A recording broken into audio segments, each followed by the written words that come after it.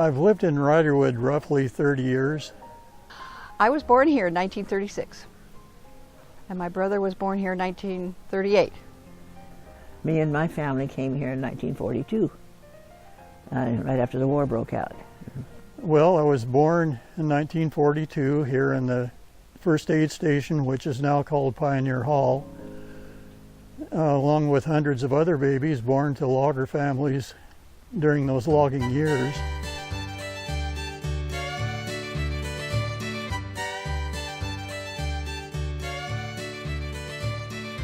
Ryderwood has a history.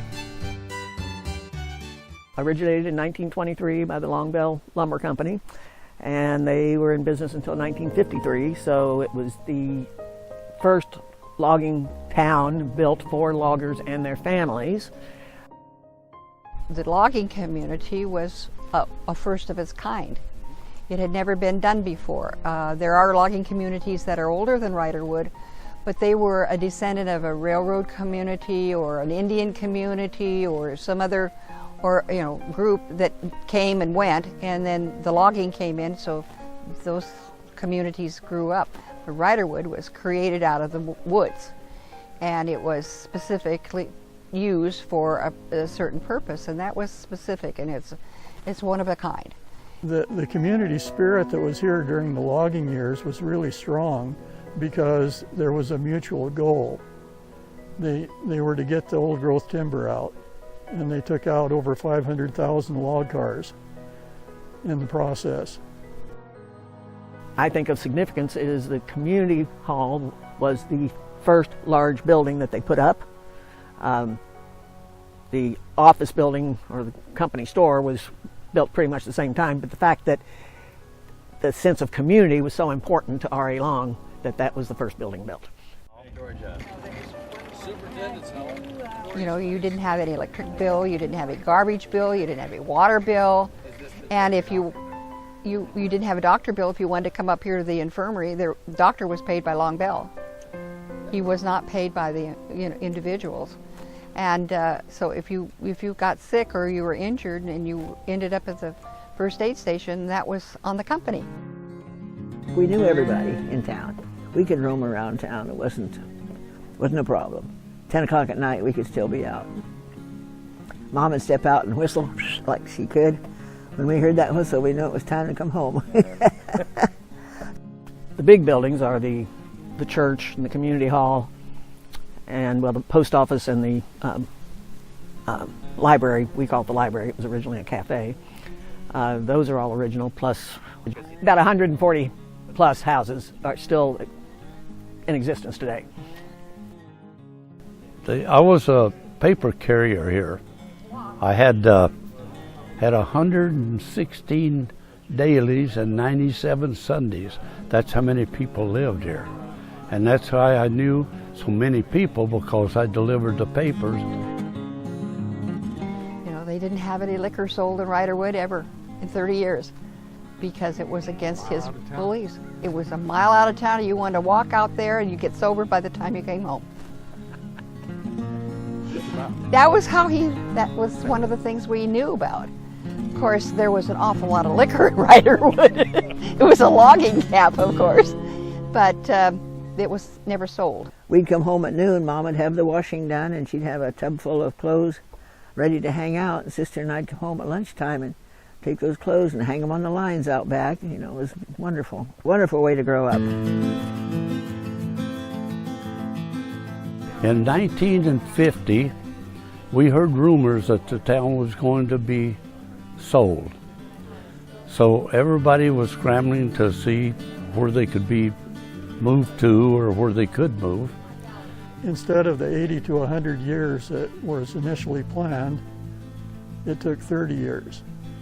Technology advanced things, and by the time the Depression rolled around in the early 30s, when they were reduced to half the number of loggers who started. When the logging quit in 1952, the families had to leave here, and my family went to Oregon. Dad got work down there, so he moved the family to Myrtle Creek. Then in 1953, pretty much the loggers and the logs were gone, and They were in the process of sort of tearing the place down when an innovative investor, real estate investor, said, I bet we can buy that whole town and make it into a retirement community. So that's exactly what they did.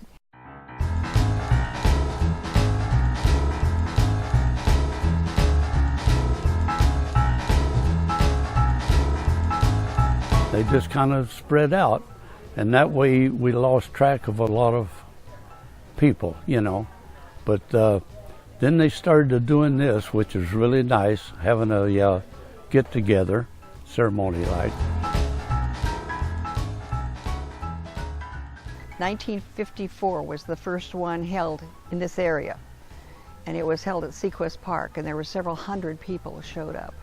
It was busy. I was there. That was the year before I left the area.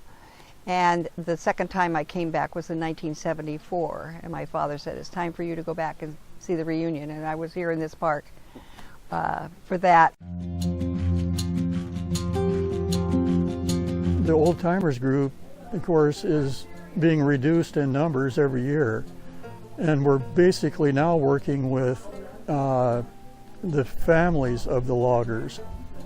The loggers are gone basically, but those of us who grew up here and were around each other and in that history have things to share. I mean, it's sort of a joke here around town because we call them the old timers, but we're all old timers too. You know, it's just that we're not. Most of us aren't quite as old as most of them, but understandably, there's fewer and fewer of them every year. So that's why we felt like it was really important to try to capture this. The old timers would come here, they'd rent the park, and they'd go, and they never saw or met or got involved with any of the people who lived here. That came up when we realized, of course, we had the two histories. One of the goals from the outset was building bridges between the two. We didn't get involved with the Old Timers reunion until about 3 years ago.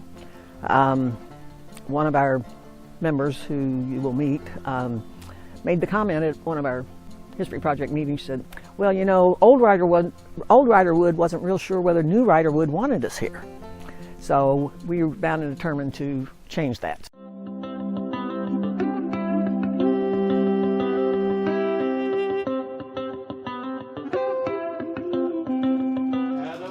Before she married, I think so. Grew up in Napa Valley.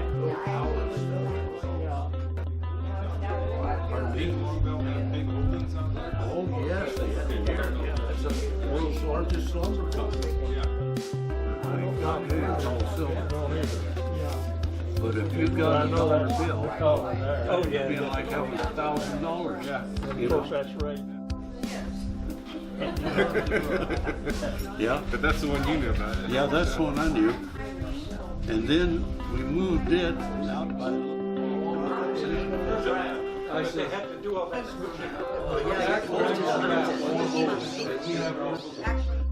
U.S. citizenship, and there was a couple. I know they lived up with the skid shacks.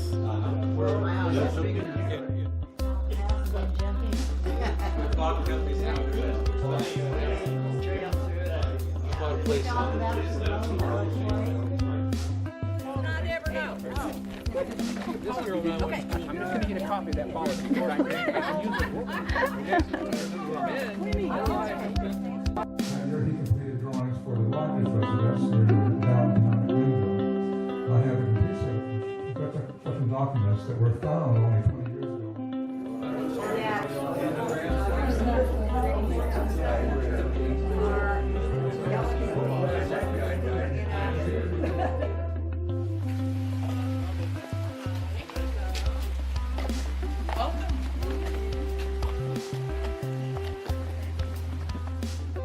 moved in 46, February of 46. I started Yeah, a lot of fond memories of this place. But I would tell anybody that knows about the town to please come and visit, because there is a history here. This has got such a unique history. It's a special little corner of the world here.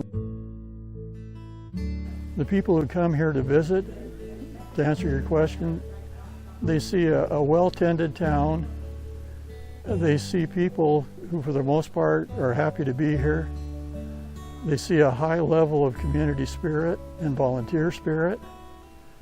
And all that was here in the earlier history as well as the current one.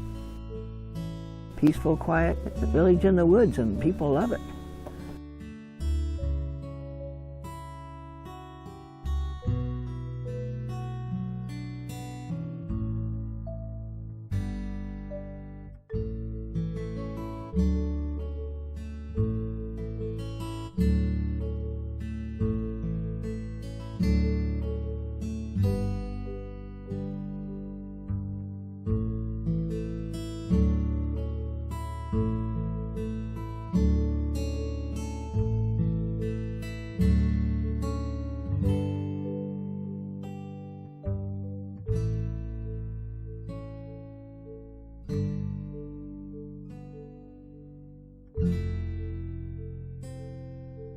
Thank you.